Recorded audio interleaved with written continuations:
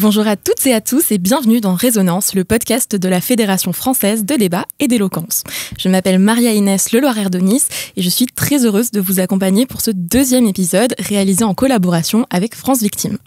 À la FFDE, notre mission, c'est de former à la prise de parole en public, de transmettre le goût de l'art oratoire et de rappeler à quel point les mots sont puissants. Savoir s'exprimer, choisir et manier ses mots, c'est forcément avoir un impact. Alors au sein de la Fédération, nous avons à cœur de montrer que la parole est une force et que même si les discours sont voués à s'achever, les mots, quant à eux, restent et résonnent. Ils marquent les esprits, nourrissent les réflexions et surtout éveillent les consciences. Avec Résonance, la Fédération a souhaité mettre les voix de ses orateurs au service de causes qui comptent et porter des messages qui méritent d'être entendus. C'est dans ce contexte que nous avons le plaisir et la chance de collaborer avec France Victime, qui est la Fédération nationale des associations d'aide aux victimes. France Victime et ses associations accueillent, écoutent, accompagnent et soutiennent les victimes sur l'ensemble du territoire français, quel que soit leur parcours ou la nature de leur préjudice. Pour ce deuxième épisode, nous avons choisi d'évoquer un sujet qui fait régulièrement l'actualité et dont on entend beaucoup parler, mais dont on ignore très souvent la réalité, le harcèlement scolaire. Le harcèlement scolaire, c'est l'isolement, c'est la peur d'aller en classe, les moqueries en ligne aussi, les regards qui jugent, le silence de ceux qui voient mais qui ne disent rien. Il brise encore des enfances, il interrompt des parcours scolaires, il abîme profondément ses victimes. Et pourtant, aujourd'hui, il est encore trop invisibilisé, banalisé ou mal compris. Aujourd'hui, nous avons donc souhaité prendre la parole et la donner à des personnes qui savent, qui l'ont vu et qui l'accompagnent au quotidien. Pour ouvrir cet épisode, je suis très heureuse d'accueillir Arthur Duhem. Merci beaucoup à toi d'être avec nous aujourd'hui. Merci à vous. Bonjour Maria-Inès. Tu as 23 ans, Arthur. Tu es diplômé d'un master en droit de l'Union européenne que tu as obtenu au Centre universitaire et européen à Nancy. Et tu prépares actuellement l'examen d'entrée à l'École des avocats de Bordeaux. Tu es membre de l'association Les Ducs de Nancy, qui est affiliée à la FFDE. Et tu es surtout double finaliste international et vainqueur en équipe du choc d'éloquence contre la Fédération haïtienne d'éloquence. Donc aujourd'hui, tu vas nous apporter ton regard d'orateur sur le sujet. Le harcèlement scolaire, un silence qui fait du bruit. L'humain est un être paradoxal. Si paradoxal que ces quelques mots ont, aujourd'hui, besoin d'être prononcés. Prononcés pour que les acteurs de cette tourmente sociale se reconnaissent, qu'ils puissent construire à nouveau un dialogue où tout individu puisse prendre la parole. Je vous parle de paradoxalité, car après ce discours, vous serez d'accord avec moi. Vous hocherez la tête derrière votre écran, vous acquiescerez, sans dire un mot. Mais est-ce que vous mettrez en action les préceptes que vous allez entendre? Car oui, même pour des sujets aussi tabous que celui du harcèlement scolaire, des mots ne suffisent plus. Il est nécessaire que les actions tombent amoureuses des paroles pour pouvoir espérer voir apparaître une amélioration certaine de nos relations humaines. Dans l'immédiateté de nos sociétés, de l'information en continu, du brouhaha constant, nous parlons de harcèlement sans cesse. Le rythme est tellement effréné qu'on s'y perd, alors prenons le temps, profitons du silence. Vous entendez? Cela est presque imperceptible, cela ne se voit pas, cela se ressent. Ce silence, c'est celui que peuvent subir les victimes. Contraints de se taire, de ne plus oser prendre la parole, de ne pas pouvoir dénoncer l'instigateur de violences physiques ou morales. Pour autant, Emilia regardait intensément son maître, sa mère, son cantinier et même sa meilleure amie. Elle n'a pas parlé, non, mais elle a essayé de transmettre toutes ses craintes à travers son regard. Tout le monde l'a regardé, mais personne ne l'a vu. Car oui, le harcèlement scolaire, ce n'est pas souvent aussi explicite que cela puisse paraître. Par petites répétitions, infimes brides de moquerie ou de bousculade, celui-ci s'installe et devient presque habituel. Il ne fait pas de bruit, mais il est là, présent dans les couloirs, en salle de classe, à la maison et même sur la toile. Quand un insecte piégé par l'embuscade d'une araignée, la victime aura nécessairement besoin d'aide. Alors que ce mécanisme social reste souvent silencieux, il éteint en chaque personne qui le subit toute envie d'exister. Avant, à l'intérieur du corps d'Émilie, il y avait de la musique, des rires, un pastel de mélodies. Elle voulait vivre. Maintenant, c'est le calme plat. Plus aucun bruit n'émane de son corps. Elle ne parle plus, ne s'exprime plus, ne veut plus venir à l'école. J'aime à penser que les classes scolaires sont un magnifique tableau de nos sociétés. Par conséquent, Si nous voulons vivre ensemble en tant qu'adultes demain, il faut savoir vivre en classe, aujourd'hui. Le harcèlement n'a donc aucune place dans nos relations présentes, mais aussi futures. Souvent, nous érigeons le problème comme un objet binaire. D'un côté, les méchants et de l'autre, les gentils. Mais dois-je vous rappeler que les harceleurs peuvent tout aussi bien être victimes et que les victimes peuvent tout aussi bien devenir des harceleurs. Dans ce jeune âge, il ne faut pas blâmer. Il faut éduquer, sensibiliser et distiller des valeurs de respect, de vivre ensemble et de tolérance. Ce que l'on fait subir à autrui, ce harcèlement même, cela est trop souvent révélateur d'un mal-être chez le bourreau de sa victime. Comme des éponges, les enfants s'imprègnent de leurs parents. C'est pourquoi un élève peut être victime des coups de ses géniteurs et instigateur de cette même violence sur ses camarades de classe.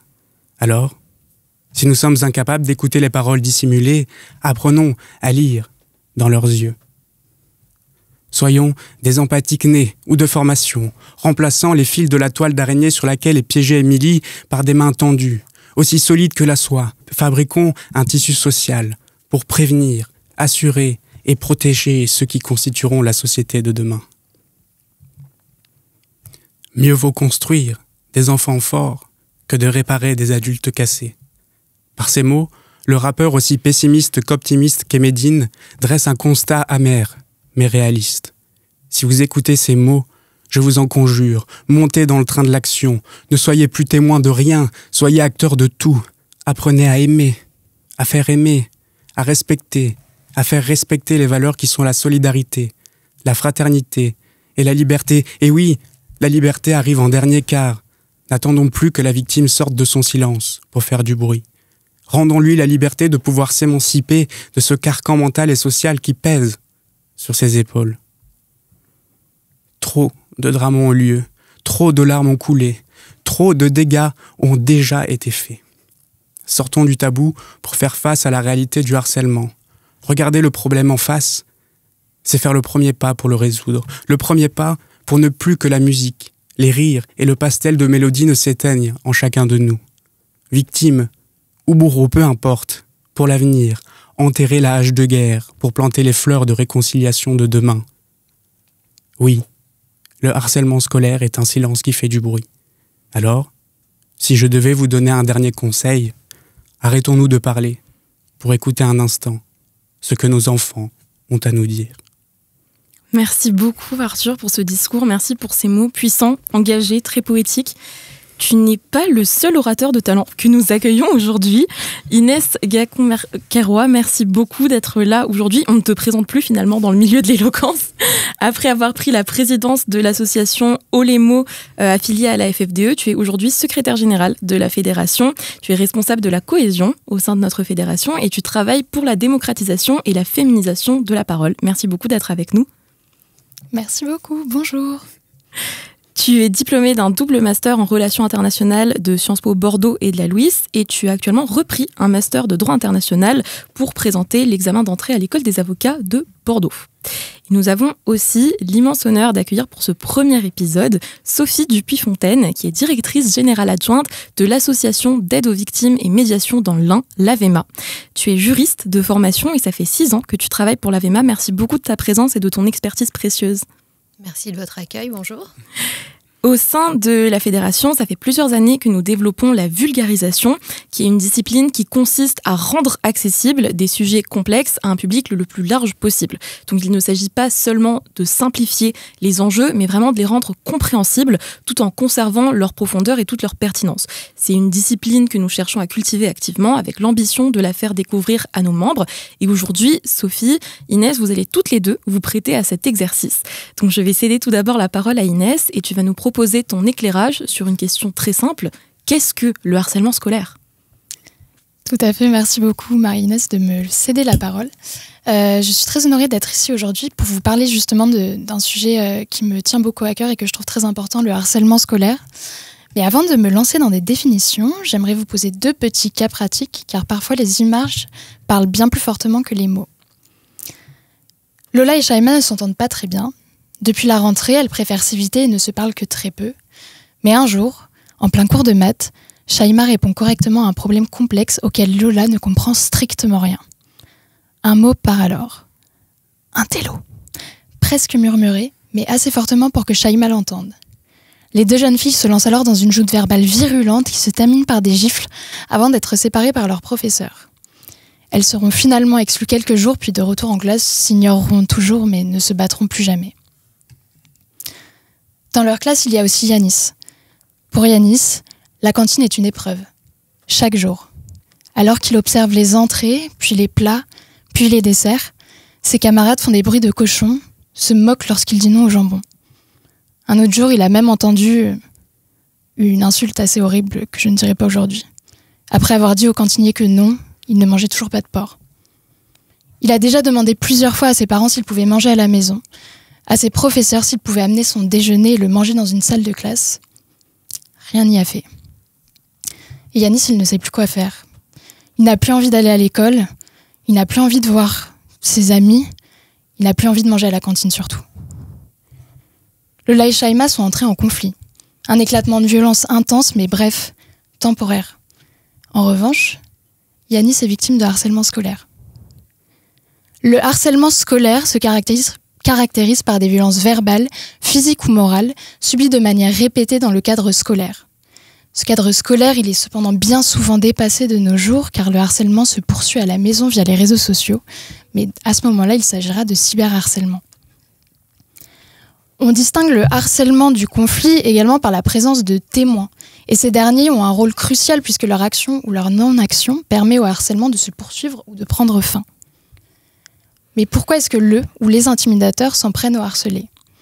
Les raisons sont diverses, mais elles se fondent toujours sur le rejet de la différence et la stigmatisation de certaines caractéristiques comme l'apparence physique, le genre, une origine supposée, un handicap, l'appartenance à un groupe social, un trouble de la communication ou des centres d'intérêt différents.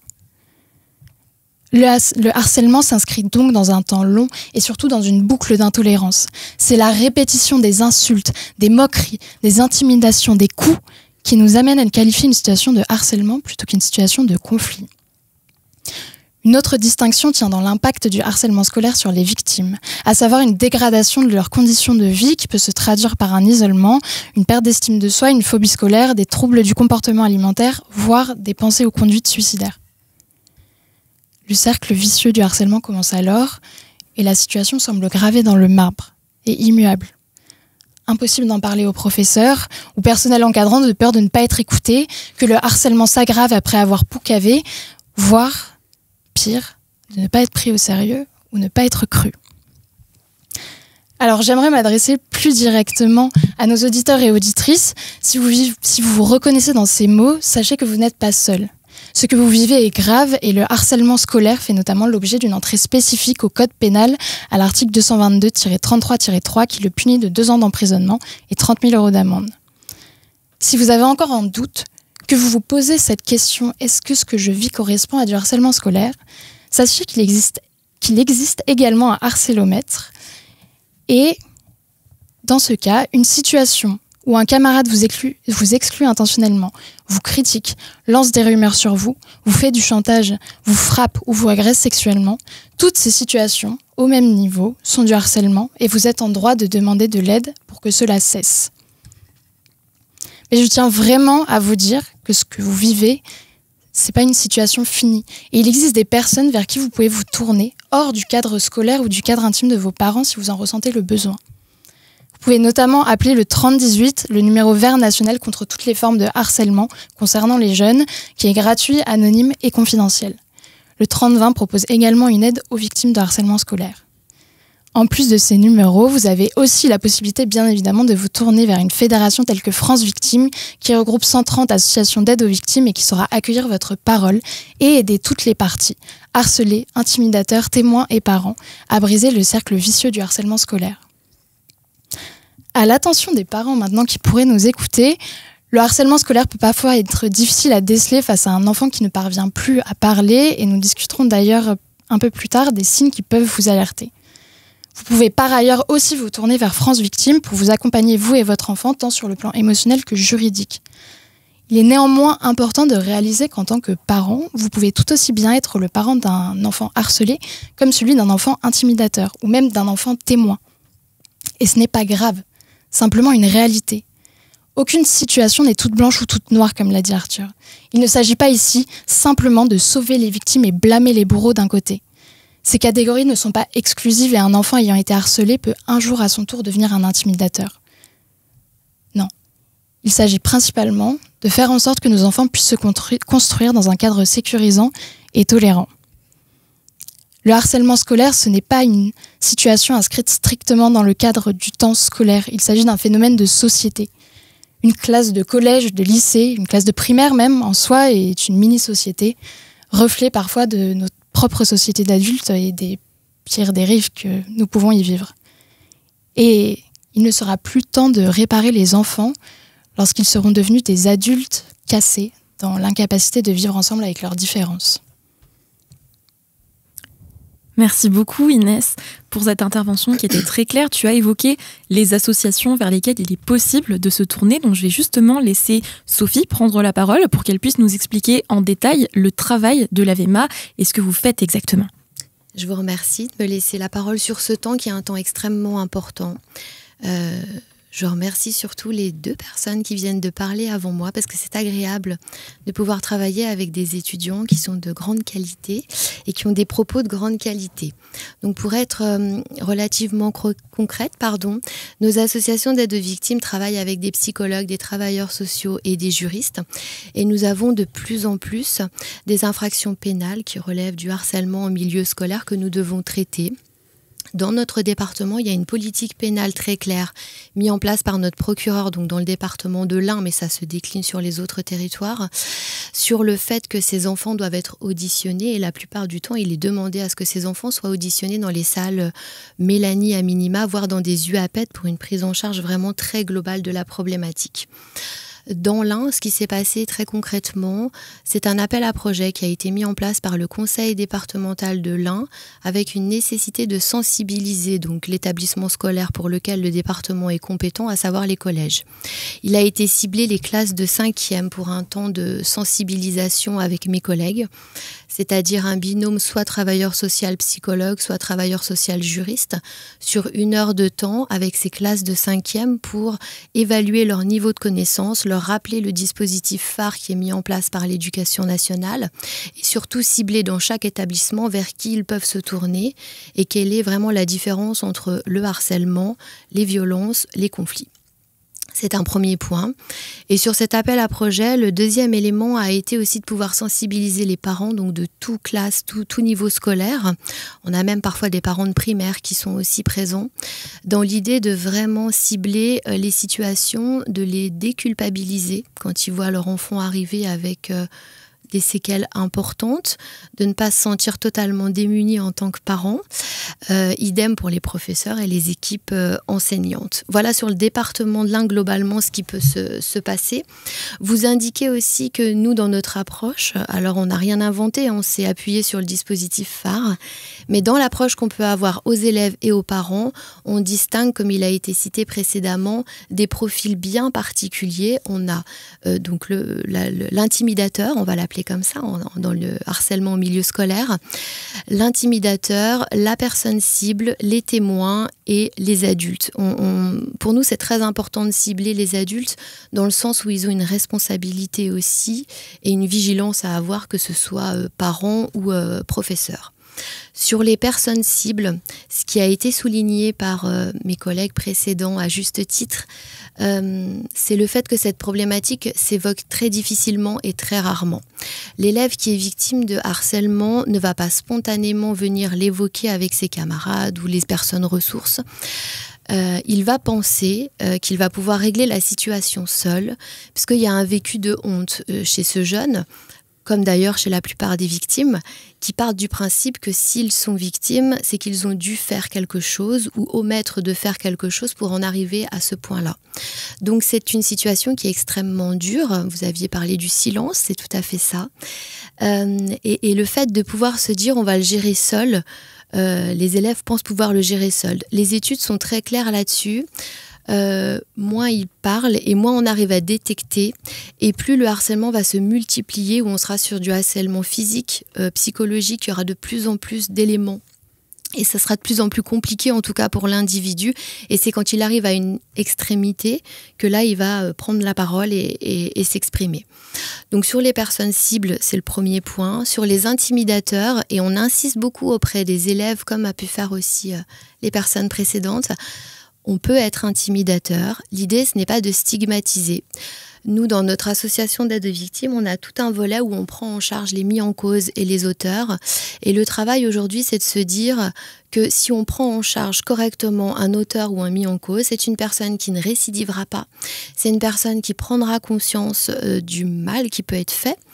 Et c'est aussi prendre soin de la victime. Parce que la plupart du temps, la victime, elle souhaite pas forcément de sanctions particulières, mais la première approche, c'est elle veut comprendre. Pourquoi est-ce qu'il en est arrivé là ?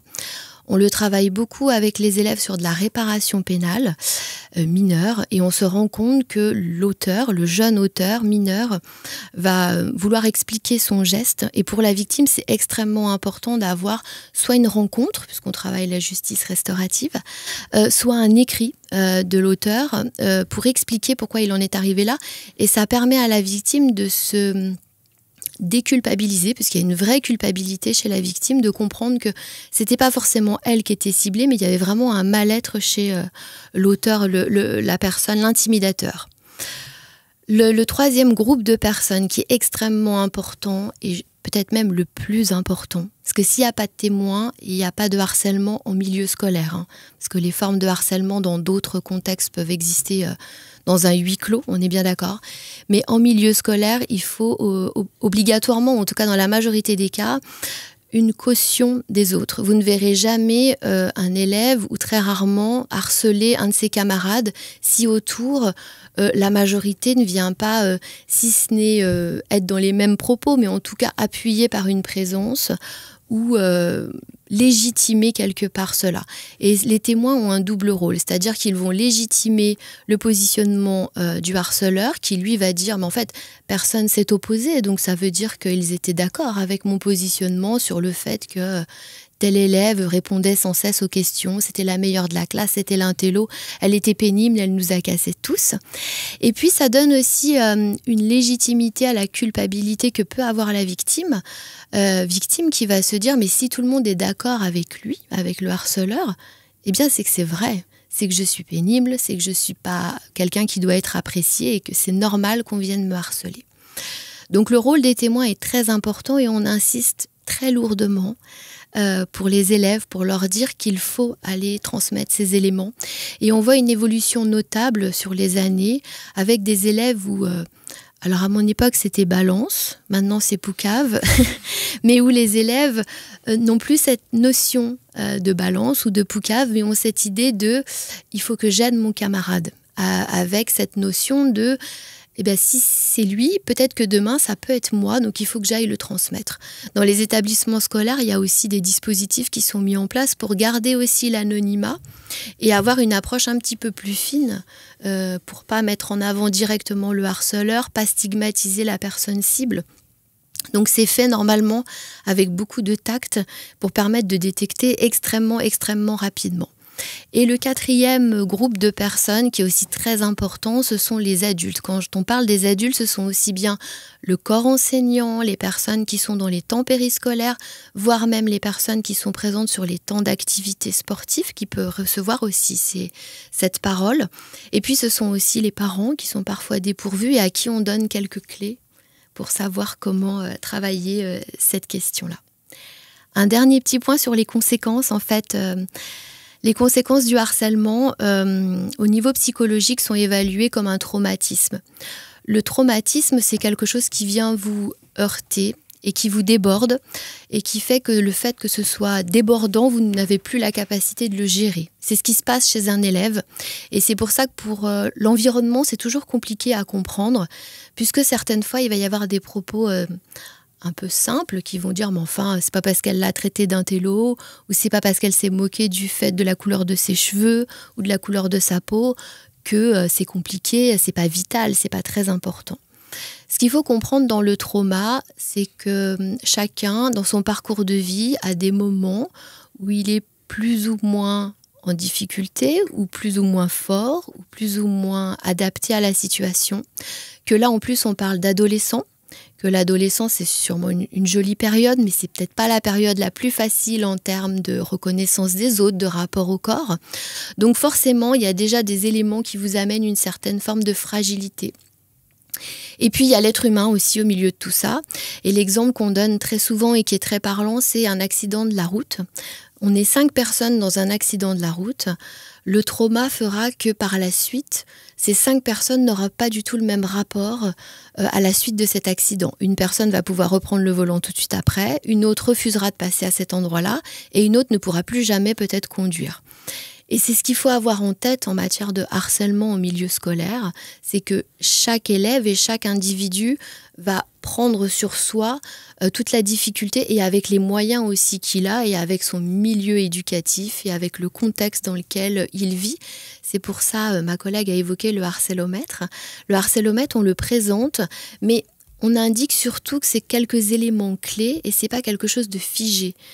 Quelque chose qui peut vous faire violence, vous, à un moment, ne me fera pas violence à moi, et inversement. Donc, il faut toujours s'adapter, en tout cas, à l'élève. Merci beaucoup, Sophie, pour tes mots. Je vous propose maintenant d'ouvrir un peu le débat, la discussion, pour qu'on puisse approfondir toutes ces questions ensemble. On a eu beaucoup d'éléments qui ont été apportés par vos interventions, Arthur, Inès. Et toi, Sophie, tu as particulièrement évoqué la responsabilité qu'ont les adultes aussi dans ces situations. Donc, je vous propose qu'on ouvre notre discussion autour d'une question. Quels sont les signes qui doivent alerter un adulte qu'un enfant est victime et intimidateur ou qu'il a connaissance d'une situation de harcèlement scolaire ? Oui, alors il y a des éléments, en tout cas que ce soit pour les parents ou pour les adultes qui entourent l'élève, des éléments de repli qui sont assez facilement détectables. Éviter d'aller au collège, arriver en retard au collège, c'est-à-dire arriver juste au moment où il y a la sonnerie. L'idée pour l'élève victime, c'est de ne pas être sur un temps où il doit être en relation avec les intimidateurs, donc le moins possible sur les temps d'interclasse ou les temps de cantine ou les temps de récréation où il va par exemple aller dans les toilettes ou dans des lieux. En fait, il va développer une capacité à devenir invisible et se cacher, s'isoler. Il peut aussi avoir des attitudes agressives, des attitudes où il est plus irritable, où il va se mettre plus rapidement, plus facilement en colère. Et surtout, dans tous ces éléments-là, il y aura une logique d'évitement relationnel. C'est comme quand on est au sport et qu'on gaine. On tient un certain temps et ils tiendront pas très très longtemps, mais en tout cas c'est cette image-là qu'on peut retenir. Ils essayent de faire écran pour absorber le plus de choses possible et s'en éloigner en tout cas le plus possible. Donc quand on a un enfant, je pense surtout aux parents, donc on a un enfant qui essaye d'arriver vraiment à la toute fin, pile à l'heure, c'est un peu le genre de signaux qui peuvent interpeller. Est-ce qu'il y a aussi des signaux plus subtils qui permettent à un adulte de savoir qu'il y a une situation qui est compliquée? Et là, je pense un peu plus aux témoins qui sont juste statistiquement plus nombreux. Est-ce qu'il y a des petits détails comme ça sur lesquels il faut faire attention? Est-ce que vous-même, Arthur, Inès, vous pensez peut-être dans votre vécu scolaire à des détails comme ça qui peuvent alerter? Personnellement, si je prends mon vécu personnel, surtout au collège, on se rend vite compte que dans une classe d'élèves, des groupes se forment. Et malheureusement, c'est assez hiérarchique, hein, on ne va pas se mentir. On a un groupe fort et un groupe faible.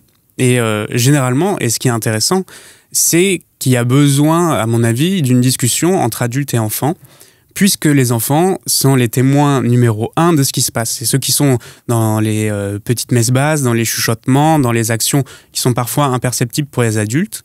Et donc, et là je relance le débat, ce qui serait intéressant, ce serait justement de donner des brides de détection pour les adultes, mais aussi des mécanismes de discussion avec des questions intéressantes à poser aux enfants, pour essayer d'aller chercher un peu plus loin sur leur ressenti et leur positionnement dans la classe, en fait. Je suis assez d'accord avec ce que dit Arthur, que en fait c'est bête, mais c'est vrai que particulièrement au collège, c'est très... c'est presque, c'est pas des castes, mais c'est presque des mini-classes dans la classe.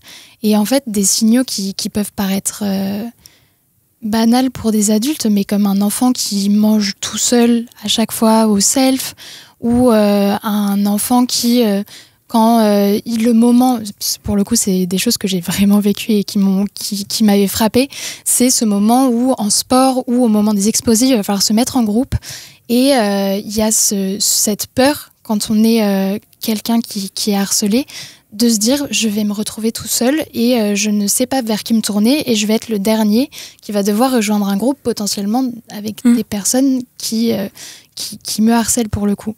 Et c'est là que je trouve que les témoins peuvent les témoins peuvent se voir parce qu'ils vont être un peu dans la tentative d'essayer d'intégrer cette personne, mais il n'empêche quand même qu'il y a toujours cette influence sociale du ou des intimidateurs et cette pression du groupe aussi, qui fait que quand on est en groupe, on ne fait pas forcément les mêmes choses que quand on est seul. Et je pense qu'un autre signal plus subtil, c'est par exemple un élève qui, quand il va être en dehors de son groupe d'amis, va aller justement vers cette personne qui est souvent seule et va essayer de discuter avec lui, de passer un peu de temps avec lui, loin de la pression de tout le monde, du groupe et des intimidateurs. Sophie, quand on est parent d'un enfant qui est témoin, qu'il rentre à la maison et qu'il commence à raconter des éléments, que ce soit des situations de conflit comme ce que tu évoquais Inès, ou des situations qui vraiment s'inscrivent dans la durée et qui sont répétées, quelle est la bonne attitude à avoir en tant que parent d'un enfant témoin ? Est-ce qu'il faut l'inciter à aller lui-même en parler ? Est-ce qu'il faut soi-même essayer d'en parler avec le corps éducatif ? Qu'est-ce qu'on peut faire en tant que parent d'un enfant qui n'est pas directement concerné par la situation, mais qui le voit et qui en témoigne ? Alors, chaque situation est particulière, mais d'une manière générale, il faut déjà féliciter son enfant dans cet échange, puisque ça veut dire qu'il a confiance et qu'il est venu déposer ses mots à son papa ou à sa maman. Et c'est pas forcément toujours quelque chose d'évident. Et puis le rassurer aussi et mettre en avant sa responsabilité dans la situation qui est en train de se jouer. C'est-à-dire que s'il vient en parler, c'est qu'il a conscience que quelque chose qui se joue est quelque chose d'anormal et qu'il est dans l'idée de pouvoir aider son camarade en difficulté. Donc il faut le conforter. Après, c'est en fonction de l'élève.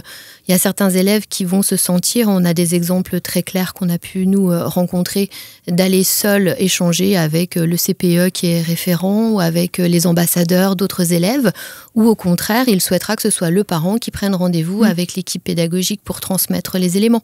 Mais surtout cette idée, mais ça se pose pour les témoins, ça se pose pour l'enfant victime et ça se pose aussi pour l'enfant qui peut être intimidateur. Le rôle du parent, c'est de rassurer. Alors justement, quand on découvre que son enfant est intimidateur, comment réagir ? Parce que j'imagine que il y a une situation de honte que tu évoquais quelque part en tant que parent, de se dire que son enfant a fait des choses qui ont pu causer du tort ou blesser quelqu'un d'autre. Est-ce qu'il y a des bons réflexes à adopter ? Est-ce qu'il faut sanctionner ? Est-ce qu'il faut plutôt être dans la conversation ? Est-ce qu'il y a des bons réflexes à avoir ou est-ce que là aussi c'est du cas particulier ? Et idem, c'est du cas particulier. Après, dès qu'un enfant commence à se confier à vous en tant que parent ou en tant que professionnel, il faut de toute façon le féliciter et le remercier de ce lien de confiance. J'aime beaucoup rappeler, mais c'est pas péjoratif, que le cerveau des adolescents, il n'est pas totalement terminé. Donc ça veut dire que leur décision peut être aléatoire, que leur positionnement peut être aléatoire et que le rôle des adultes, et notamment les adultes référents, c'est de les rassurer et de leur proposer différentes options, mais des options qui sont saines, entendables et en lien avec la justice.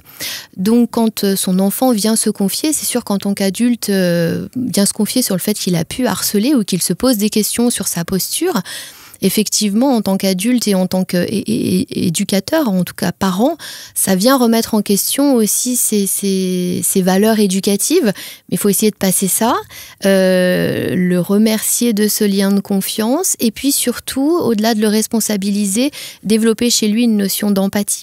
C'est-à-dire qu'il n'a pas forcément peut-être conscience que ce qu'il fait est d'une extrême violence pour la personne qui est face à lui. Depuis tout à l'heure, Sophie, on parle beaucoup du cadre du collège. Pourquoi attendre au sein de ton association cette étape de la 5e pour en parler ? Pourquoi est-ce que vous en parlez pas plus tôt ? Est-ce qu'il faut attendre que les enfants soient un peu plus grands ? Est-ce qu'il faut aussi, en tant que parent, essayer d'en parler en étant plus jeune ? Est-ce qu'il vaut mieux laisser ça à des professionnels qui sont compétents et qui ont l'habitude de faire ? Et vous aussi, de votre côté, Inès et Arthur, est-ce que vous avez eu des échanges avec le corps éducatif? À partir de quand? Et est-ce que vous auriez aimé peut-être avoir une discussion là-dessus avant ou au contraire un petit peu plus tard? Je te laisse commencer, vas-y. Je sais que, alors quand j'étais en primaire au collège, c'était dans les années 2010, on va dire. Je pense que les choses ont quand même bien changé depuis. Mais c'est vrai que le harcèlement scolaire, en fait, on en parlait. Enfin, en fait, on connaissait la notion, mais j'ai jamais eu de professeurs qui nous en ont parlé directement, qui nous ont sensibilisés là-dessus. Je savais qu'il y a des... Après, c'était plus tard, mais au collège, il y avait des endroits qui mettaient en place des référents pour ça. Nous, ça n'a jamais été mon cas dans ma petite commune. Et je sais que j'aurais trouvé ça bien, en fait, que les professeurs nous en parlent, parce que c'est un peu ce truc de... c'est compliqué de parler de harcèlement. Quand on est harcelé, on ne sait pas toujours, en fait, aussi, parce qu'on est quand même jeune, on ne sait pas forcément si c'est vraiment du harcèlement. On se dit que c'est peut-être juste des moqueries, mais que c'est pas très grave au final, que ça ne mérite pas d'en parler, et donc on s'enferme un peu dans le silence. Et le fait d'avoir un adulte qui pose des mots dessus et qui sensibilise là-dessus, je trouve que ça permet d'ouvrir une porte aux élèves pour venir se confier, ou même aux élèves, à quelqu'un qui peut être harcelé, ou même à un élève qui peut être témoin, qui se rend compte qu'effectivement, il faut peut-être commencer à en parler, parce que ça peut avoir des conséquences graves. Moi, je releverais plutôt la vraie complexité des relations entre collégiens et adultes. En fait, on commence à pouvoir dire qu'on a fait partie d'une génération d'enfants qui ont été éduqués selon des stéréotypes de genre qui sont assez marqués. Donc, si je dois reprendre mon cas personnel en tant que jeune homme, il y a cette notion de l'émotion qui n'est pas présente dans l'éducation. Et donc, en ayant subi du harcèlement, en étant témoin de harcèlement, il y a cette notion du « je ne parle pas de mes émotions, je ne parle pas de mon ressenti » et mon rapport à l'adulte va être compliqué. Puisque si je suis un garçon, je n'ai pas le droit de pleurer, je n'ai pas le droit d'exprimer mes émotions. Et donc, pourquoi aller en parler à un adulte? Sachant que ce sont ces mêmes personnes-là qui ont fait partie de ma construction sociale. Et donc, les choses changent en ce moment. Et je trouve que le rapport d'égalité sur les émotions entre les garçons et les filles avance. Et donc, je pense qu'aujourd'hui, il est plus facile pour un enfant d'aller parler à un adulte de ses ressentis et de sa vie scolaire.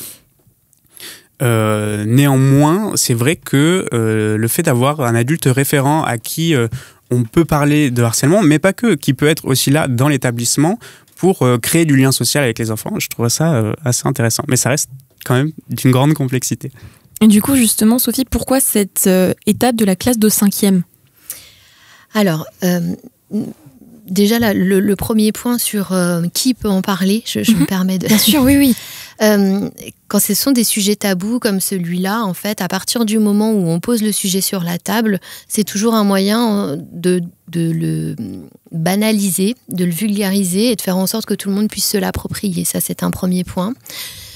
Nous, sur le département de l'Ain, on a répondu à un appel à projet, donc on a suivi les directives de cet appel à projet, mais on a quand même des classes qui viennent de CM2 ou des parents, en tout cas d'école primaire, et on constate sur les infractions, quelles qu'elles soient, mais également sur le harcèlement au milieu scolaire, qu'elles touchent des enfants de plus en plus jeunes, qu'ils soient mis en cause ou qu'ils soient victimes. Et effectivement, le seuil n'est plus le collège comme il y a quelques années, mais maintenant devient tout à fait, même sur des éléments de violence en milieu scolaire au niveau de l'école primaire. Donc après, c'est plus compliqué parce que dans le collège, ils ont quand même plus de moyens. Il y a des infirmiers, des psychologues. Il y a plus de professeurs et de personnel ressources que dans un établissement école primaire où il n'y a qu'un enseignant, avec toute la hiérarchie qu'il peut y avoir quand il y a des signalements ou des informations à transmettre. C'est peut-être au niveau de l'éducation nationale qu'il y aura peut-être des petites choses à faire évoluer, en tout cas sur l'école primaire. Est-ce que vous avez eu le sentiment, Arthur, Inès, que dans votre parcours scolaire, les adultes qui étaient présents dans l'établissement étaient suffisamment formés, ou en tout cas qu'ils ont su accompagner toutes les personnes qui ont pu être concernées par des faits de harcèlement scolaire?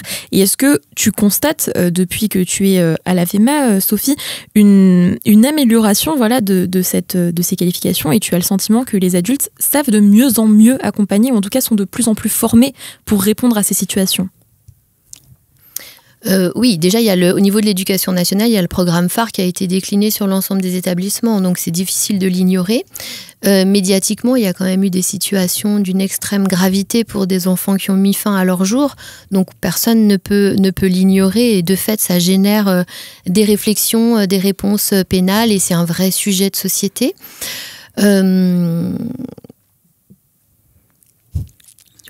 Inès, Arthur, est-ce que vous avez eu le sentiment d'avoir un personnel éducatif qui était là pour écouter les témoignages d'enfants qui en avaient besoin et pour les accompagner? Je sais que moi, j'ai eu le sentiment d'être face à des adultes qui étaient un peu submergés par la situation. Mais en fait, parce que c'est quelque chose qui en soi est particulier à prendre en charge. Enfin,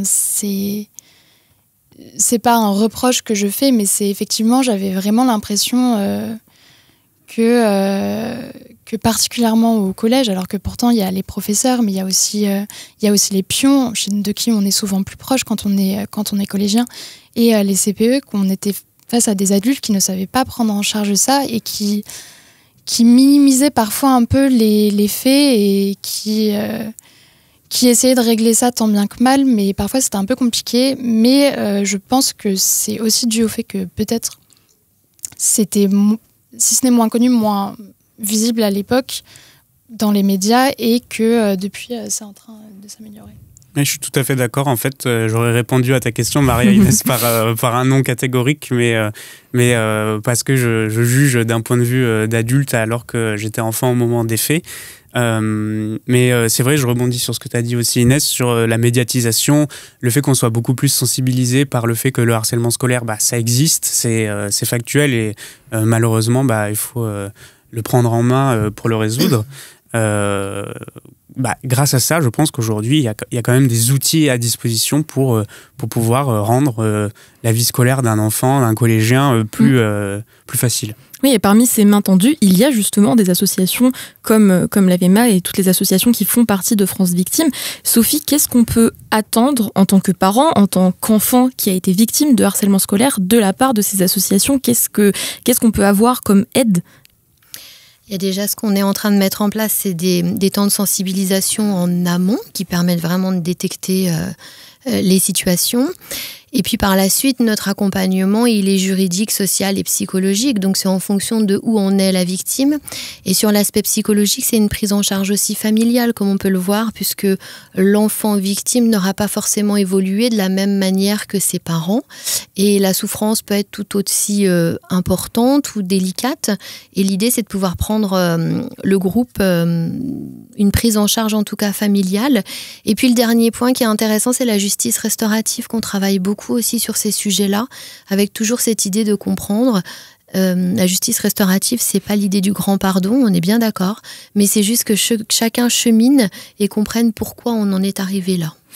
On l'évoquait dans nos échanges, le fait que le harcèlement scolaire, aujourd'hui, avec les réseaux sociaux et puis presque l'omniprésence des téléphones portables, ça se transforme souvent en cyberharcèlement, et ça ne s'arrête pas à la fin de la journée avec la dernière sonnerie. Comment faire en tant que parent? Quels sont les bons réflexes face à ce type de violence?